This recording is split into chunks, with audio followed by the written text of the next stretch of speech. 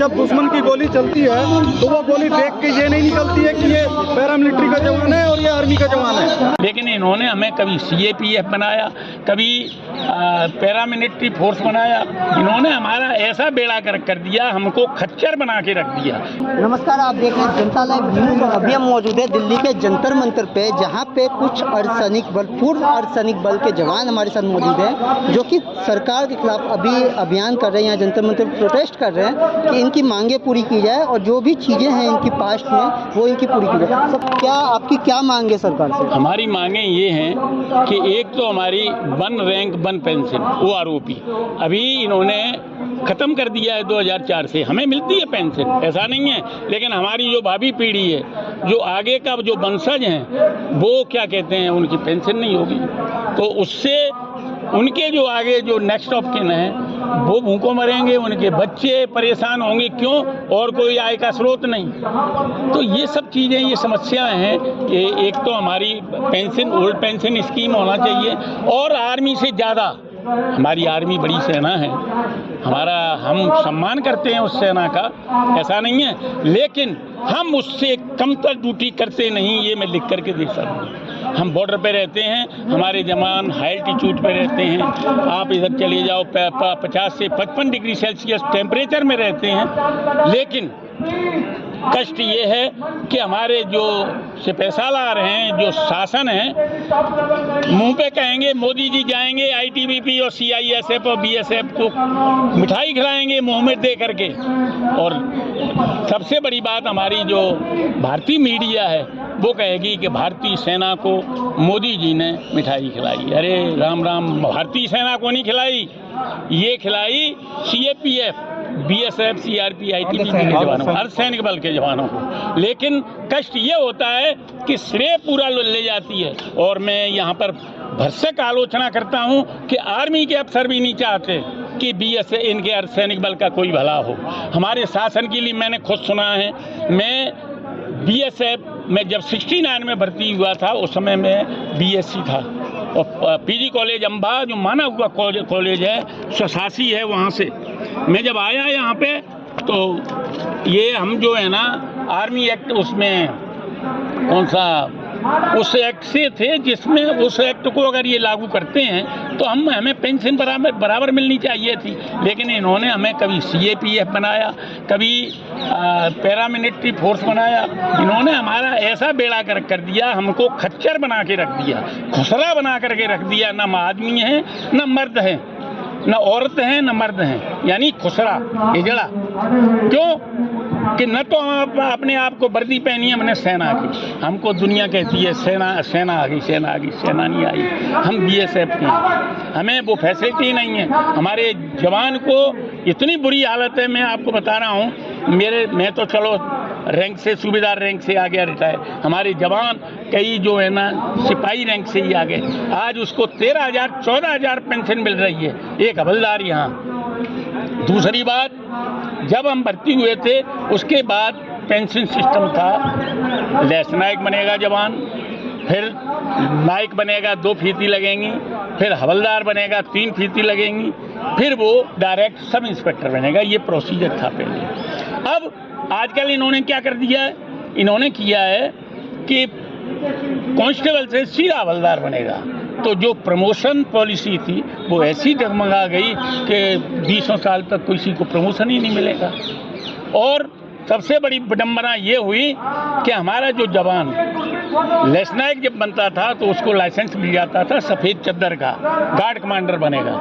आज जो ASI rank कर दिया है, वो ऐसा खुसरा रैंक बना दिया कि उसको एक कल का रिक्रूट आकर के रात को जब नाका ड्यूटी लगती है तो वो कहेगा, ओए मेजरा 12 बजे हुन खड़ा हो जा तू, यानी अपने कमांडर को उसको आदेश देता है। तो आज दुनिया वहाँ से रिटायरमेंट आ रही, वॉलंटरी रिटायरमेंट आ रही है। स्ट्रक्चर खराब कर दिया, इतना जो हवलदार की वैल्यू खत्म कर दिया। हवलदार मुझको से 22 साल में मिला सर। हाँ। ये कि मैं 18 साल में 19 साल में भर्ती हुआ, मैं 45 साल 55 साल एक ही रैंक में वही सिपाही की ड्यूटी कर सकता हूँ? क्या मेरा उम्र इजाज़त देता है? सरकार कहता है पैसा लो उस रैंक का, ड्यूटी करो सिपाही का। क्या प्रधानमंत्री जी पैसा लो आप एक मैं कहना नहीं चाहता हूँ, तो निचले स्तर का लोग कलेक्टर काम करोगे, वो पद का इज्जत है, पैसा का नहीं है, तो पॉलिसी ये हो आप गया। क्या क्या कहेंगे? सर मैं कहना चाहता हूँ, हम सारे भारतवासी चाहे वो डिफेंस में जाए चाहे पैरामिलिट्री किसी भी फोर्स में जाए, है तो देश का है ना, देश के लिए, देश का हित में ही तो काम कर रहे हैं, जाने की है, देश की सेवा कर रहे हैं, और देश की जो दुश्मन हमला कर रहे हैं उनसे तो ये कर रहे हैं। फिर एक तरफ इनकी ज़्यादा इनकी कम, क्यों ऐसे? तो एक ही परिवार में दो भाई, कोई पैरामिलिट्री में जाता है, कोई डिफेंस में जाता है। अभी आप बताइए, क्या किसी को कम किसी को ज़्यादा देना नहीं, शोभा देता है? फिर आपस में दोनों भाई क्या करते हैं? आपस में लड़ते हैं। उसका बीवी बोलती है देखो मेरे पति का ज़्यादा तनख्वाह मिल रहा है, आपको कोई कम है, तो आपस में दोनों घरवाली जो है लड़ रहे हैं। यहाँ बात जो है एक फौज का ये नहीं है, घर में भी। दूसरी बात, आप बाहर कोई समाज में जाए तो बोलो भाई इनका फोर्स का पैरामिलिट्री का कोई वैल्यू ही नहीं, जबकि बॉर्डर में कौन ड्यूटी करता है सर? कौन करता है? नहीं, आप बताइए। BSF। तो ये चीज़ आप मीडिया वाला बताना चाहिए, क्योंकि मीडिया के जरिए ही हर चैनल में प्रचार होता है बॉर्डर में जो है सेना ड्यूटी करता है, कुछ इलाके में वो भी करते हैं, मगर मेजॉरिटी जो सेना जो मेजॉरिटी जो है BSF करता है। उसके बाद ITBP तिब्बत बॉर्डर करता है, नेपाल बॉर्डर में SSB करता है, जो नक्सलवादी माओइस्ट इलाके में या कोई इसमें जो है CRPF करता है, जो मिलिटेंसी में जो है आर्मी, मणिपुर में कश्मीर में आर्मी और CRPF भी ड्यूटी करता है। उसके बाद CASF इंडस्ट्रियल्स, उसके बाद एयरपोर्ट्स में इन लोग ड्यूटी करते हैं। इसी तरह हर फोर्स जो पैरामिलिट्री के सारे फोर्सेस हर जगह में देश के लिए ड्यूटी कर रहे हैं। फिर हमारे साथ सौतेली ये भेदभाव नहीं होना चाहिए ना, इसलिए हम चाहते हैं कि हमारा बड़ा भाई जो है डिफेंस वाला, हमारा बड़ा भाई हमारा परिवार का ही है, वो कोई विदेशी नहीं, वो हमारा परिवार का ही है, हम दोनों एक ही परिवार का है। हमें जो उनके जो वेलफेयर दे रहे हैं वो भी हमारा वेलफेयर हमारे को दो, ताकि हम दोनों भाई आपस में लड़े ना। हम यहाँ जाए इस तरह यहाँ जाके हम हमारे हक के लिए लड़ना ना पड़े। हाँ, क्या कहेंगे? यार कहा था ना हम आदमी है ना औरत है, पिछड़ा। इसके एक मिसाल मैं बताता हूँ। माननीय प्रधानमंत्री जी या हमारा अमित शाह जी जब नॉर्थ ईस्ट में arms forces special powers act अभी 6 महीने के लिए बढ़ाया, अभी वहाँ पर हम आर्म्ड फोर्सेस हो गया, हथियारबंद टोली हो गया, हम फाइट करेंगे मिलिटेंट के साथ, इंसर्जेंसी के साथ, मरेंगे। हमारा खून आर्मी वाले का बराबर ही, आर्मी बड़ा भाई है, उनका हम दोष नहीं दे रहे, सरकार को दोष दे रहे हम। वही हम जो फौजी है पेंशन के समय नवंबर में जाके हम लाइफ सर्टिफिकेट देना पड़ता है बैंक में, हम जिंदा है करके। किस में ढूंढते हैं? वेबसाइट में सिविल में ढूंढते हैं। क्या हम वहाँ पर आर्मी का बराबर हो गया, यहाँ पर सिविल हो गया? तो इनको जो बता रहा था हमारे को ना इधर का ना उधर का बनाया, तो ये मिसाल एक है आपका।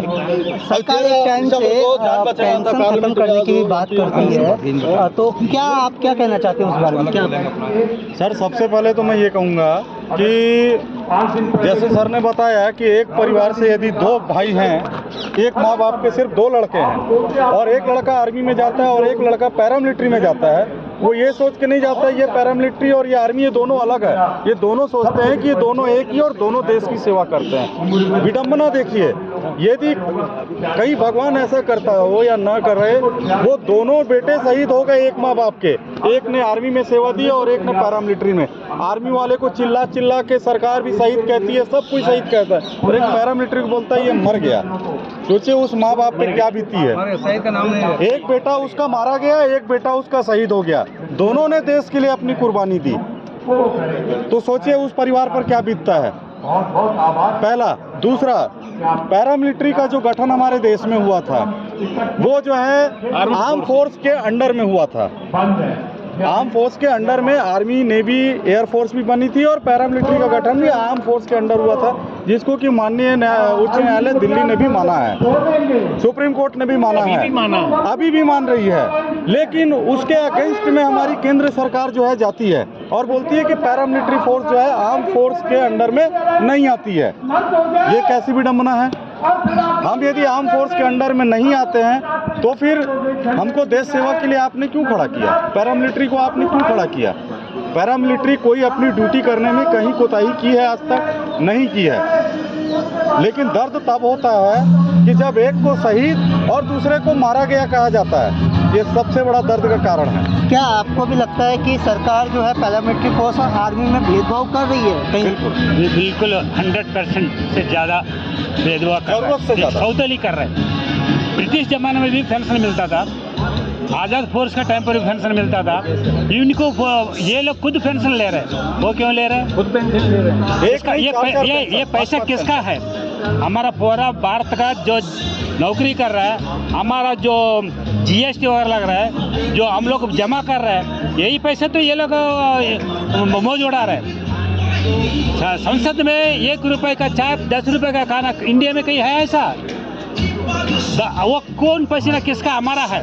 हमारा खून पसीने से वो हमारा ये खाना वो खा रहा है, उसको शर्म होना चाहिए। सर, मैं आप मीडिया बंधुओं के माध्यम से एक और जानकारी देना चाहता हूं, और शायद मुझे लगता है कि अब वक्त आ गया है कि अब पर्दे के पीछे बातों को रखने का समय नहीं है, क्योंकि बहुत सारी ऐसी बातें हैं कि जो देश की जनता को पर्दे के पीछे में रखा जाता है। हमारे बारे में देश की जनता नहीं जानती है।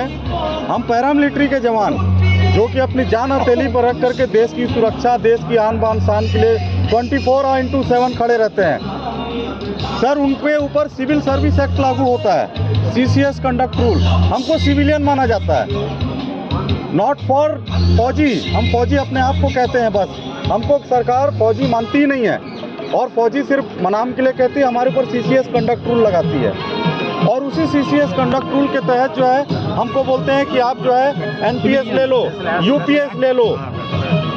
तो क्या ये उचित है? सरकार को ऐसा व्यवहार एक पैरामिलिट्री, एक फौजी के साथ ऐसा करना चाहिए? क्या हम पिचकारी लेकर के बॉर्डर पे नहीं खड़े रहते हैं? दुश्मन के साथ में हम होली नहीं खेलते हैं?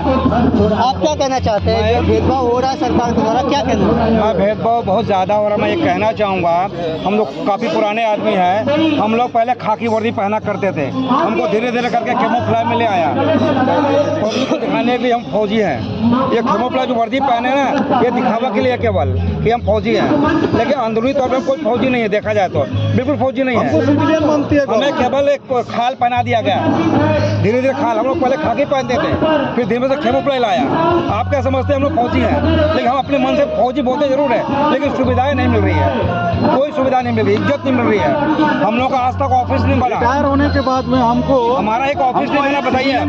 रिटायरमेंट के बाद एक भूतपूर्व सैनिक कल्याण बोर्ड का ऑफिस है, हमारा सेंट्रल गवर्नमेंट का नहीं होना चाहिए क्या? पूरे भारत में नहीं होना चाहिए क्या?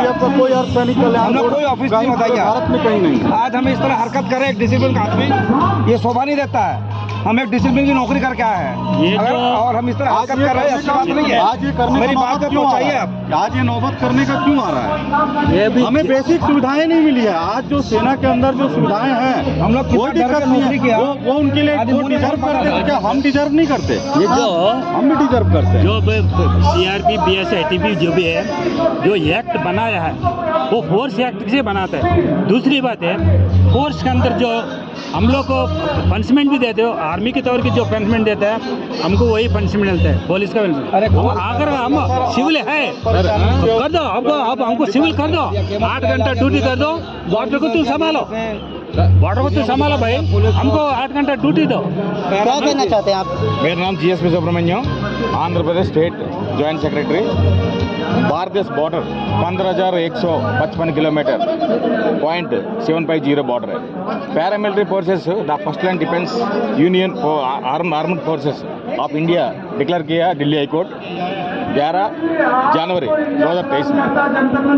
जो बंदा बॉर्डर में ड्यूटी कर रहा है 365 डेज बॉर्डर में ड्यूटी करते हैं, ज़्यादा लोग मर जाते हैं हमारे पैरामिलिट्री जवान, BSF, CRP, CSF, ITBP, SSB, Assam rifle, पूरा हम ड्यूटी कर रहे हैं।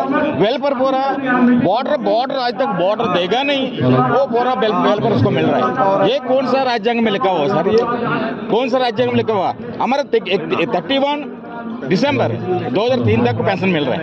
1/1/2004 से पेंशन बंद कर दिया। जो देश का जवान ड्यूटी कर रहा है, बंदा मर जाता है, उसको कोई पेंशन नहीं है। जवान को पेंशन देने से देश का घाटा बढ़ जाता है। जो MLA, MP, मिनिस्टर जितना बार जीतने से जितना बार जीतो, इतना पेंशन, इतना वेलफेयर, इतना बेनिफिट, उस टाइम में देश का घाटा नहीं पड़ रहा है। कौन सा देश की कौन सा राज्य, एक मिनट सर, कौन सा राज्य में लिखा हुआ, ये कौन सा राज्य में लिखा हुआ? ये मीडिया वाला आता है, वो पूरा रिकॉर्डिंग कर देता है, वो गोल कर देता है। या आज कल परसों आपका बच्चा भी फौज में आ जाएगा, सीआरपी में भर्ती हो जाएगा, सीएसएफ में भर्ती हो जाएगा, आईटी में भर्ती हो जाएगा, उनको पेंशन नहीं है, उसको अभी सेंट्रल गवर्नमेंट में पेंशन नहीं है।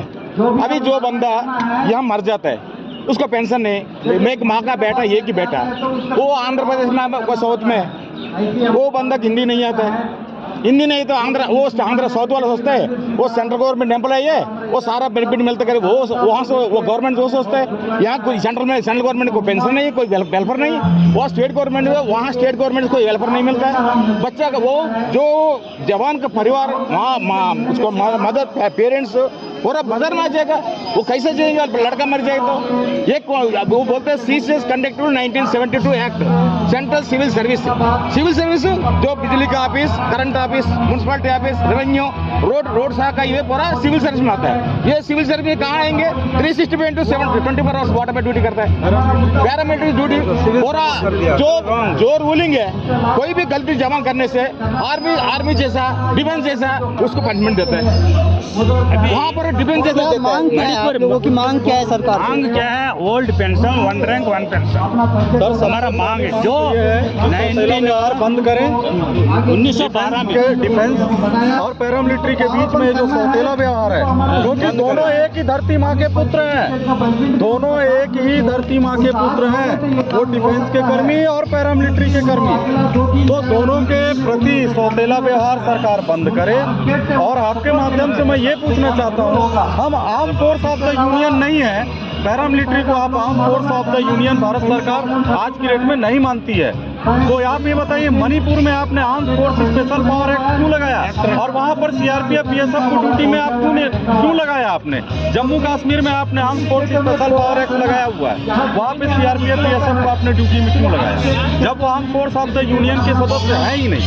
तो आप बताइए। फिर आप बोलते हैं कि ये डिफेंस की सहायक फोर्स है। किसी भी देश में, पूरे वर्ल्ड में, जो यूनाइटेड नेशन के अंदर सभी देशों का एक वो हुआ है कि जहाँ हर देश एक निश्चित मात्रा में ही अपनी फौज खड़ी कर सकती है, जिसको आर्मी कहते हैं, उससे ज़्यादा नहीं। लेकिन देश की परिस्थिति और समस्याओं को देखते हुए एक पैरामिलिट्री का गठन हर देश करता है, उस पैरामिलिट्री के अंदर हम आते हैं, और उस पैरामिलिट्री का गठन भी arm force of the union के एक्ट के तहत ही होता है, जिसको आज देश की सरकार मानने को तैयार नहीं है, जिसको सुप्रीम कोर्ट, हाई कोर्ट और सुप्रीम कोर्ट माननीय न्यायालय मानती है, लेकिन हमारी देश की सरकार नहीं मानती है।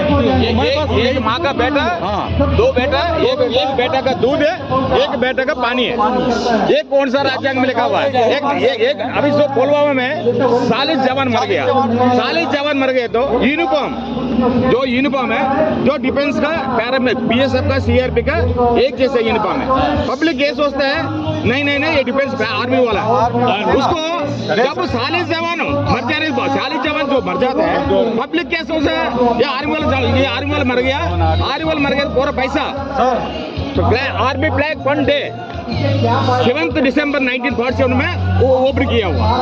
पब्लिक से, सीनियर एक्टर से, बड़ा बिजनेस से, आउट ऑफ एनआरआई से बहुत फंड आया, जिसका पैसा मिलना था, जो सीआरपी जवान बच्चा फैमिली उसको मिलना था, वो फंड गया डिफेंस में, फंड में गया। ये कौन सा पूरा सरियाम अन्याय चल रहा है, सरकार बहुत अन्याय है। देश की जनता से हम सिर्फ यही मांग करना चाहते हैं, हमारी यही आग्रह है, मांग नहीं आग्रह है, अनुरोध है कि दो बेटों को, एक ही देश के दो बेटों को सौतेला व्यवहार बंद करें। डिफेंस और पैरामिलिट्री में जो भेदभाव आपने किया हुआ है, उस भेदभाव को खत्म करें। दोनों बराबर ही देश की सेवा कर रहे हैं, हम किसी के सेवा में हम कोई को नहीं लगाना चाहते, दोनों बराबर सेवा कर रहे हैं, तो आप कोई भेदभाव ना करें। दोनों का खून वही बहता है, जब दुश्मन की गोली चलती है तो वो गोली देख के ये नहीं निकलती है कि ये पैरामिलिट्री का जवान है और ये आर्मी का जवान है, गोली किसी को नहीं पहचानती गोली है। लगता है तो साथ- गोली लगता है तो वो भी मरते हैं, वो भी शहीद होते हैं और वो भी शहीद होते हैं। पर सरकार और देश की जनता से मेरा ये आग्रह है कि जो है देश की जनता इस बात को समझे और देश की सरकार जो आज देश के जिम्मेदार पर्सन हैं वो इस भेदभाव को मैं कहता हूं कि मिटाएं। आज जो मौजूदा में देश की सरकार है उसके लिए जो वर्षों से जो कुरीतियां चली आ रही हैं, जो वर्षों से जो बुराइयां या जो खराबियां चली आ रही हैं उसको मिटाना कोई बड़ी बात नहीं है। आज हमको भी विश्वास है कि धारा 370 हटता है तो कश्मीर से वो फौज के दम पर हटता है, चाहे वो आर्मी हो चाहे पैरामिलिट्री हो। तो जब ये ऐसी चीज़ें जो कभी हम सोचे नहीं थे कि कभी हमारे देश में ये खत्म होगा, जब उसको आज की देश की सरकार खत्म कर सकती है तो ये चीज़ को खत्म करना कोई बहुत बड़ी बात नहीं है। हमारे देश की सरकार से यही आग्रह, यही अनुरोध है। हमारा देश की सरकार का कोई विरोध नहीं है, हमारा बस उनसे आज ये आग्रह है कि नींद से जागे और जो अन्याय पैरामिलिट्री के साथ सदियों से होता आ रहा है देश की आज़ादी के समय से कम अब उस चीज़ को खत्म करने का समय आ गया है। आप जनता लाइव न्यूज़ की तरफ से सरकार से क्या मांग करते हैं? 2 बात। मैं यही अपील करूंगा आपसे कि आप हमारा अगर इंटरव्यू ले रहे हैं हमारी आवाज़ वहां तक पहुंचाएं और हमें जो मकसद हमारा पूरा हो, बस इतना कहूँगा, बस आवाज़ पहुंचा दीजिए। भेदभाव को सरकार खत्म करे। और मैं एक ध्यान आपके माध्यम से एक ध्यान आपके लिए लाना चाहता हूँ। आज का जो 6 अप्रैल का जो दिवस है वो 76 जवानों के शहीद का दिवस है। छत्तीसगढ़ के दंतेवाड़ा के ताड़मेटला में 6 अप्रैल 2010 में नक्सलियों ने घेर करके और हमारे सीआरपीएफ पैरामिलिट्री के 76 जवानों की नृशंस हत्या की थी। उसको हत्या बोलेंगे नक्सलियों के द्वारा। फिर भी हमारे जवानों ने 10 घंटे लगातार उनका मुकाबला किया और अपने प्राणों की बलिदान दिया। हमारे देश के आन बान शान सुरक्षा के लिए छत्तीसगढ़ की धरती को लाल कर दिया हमारे ही पैरामिलिट्री के जवानों ने। उन सब के नाम और उनके फोटो है, आप प्लीज अपने मीडिया के माध्यम से उसको कवर करें। हमारे देश के वो हीरो हैं, आप प्लीज आइए और उनको एक बार कवर करें। 2012 में 23 तारीख को नवंबर को जो आपने दिल्ली हाई कोर्ट ने डिक्लेयर किया वही हमको चाहिए, अदरवाइज कुछ नहीं। जो हाई कोर्ट ने आपको डिक्लेयर किया हम ये क्या बोलते हो फोर्स, हमको वही माना जाए, हमको वही डिफेंस स्पेशलिस्ट पूरा दिया जाए। हमारे जवान यदि देश के लिए अपना प्राण न्यौछावर कर दें उसको सरकार लिखित में शहीद नहीं मानती है। ये बयान राज्यसभा में दिया हुआ है केंद्रीय राज्य मंत्री के द्वारा, गृह राज्य मंत्री के द्वारा बयान दिया हुआ है कि पैरामिलिट्री का जवान यदि कहीं वो अपने देश के लिए मरता है उसको शहीद का दर्जा जो है कॉन्स्टिट्यूशन में नहीं है। वो तो धोखा कह देती है। तो देखा आपने, ये थी हमारे साथ हमारे देश की पैरामिलिट्री फोर्सेस के जवान जो कि सरकार पे ये इल्ज़ाम लगा रही है कि सरकार आर्मी और पैरामिलिट्री फोर्स के बीच में भेदभाव कर रही है और कहीं ना कहीं सौतेला व्यवहार कर रही है। कैमरा पर्सन शिवानी के साथ मैं देवेंद्र झा, जनता लाइव, दिल्ली।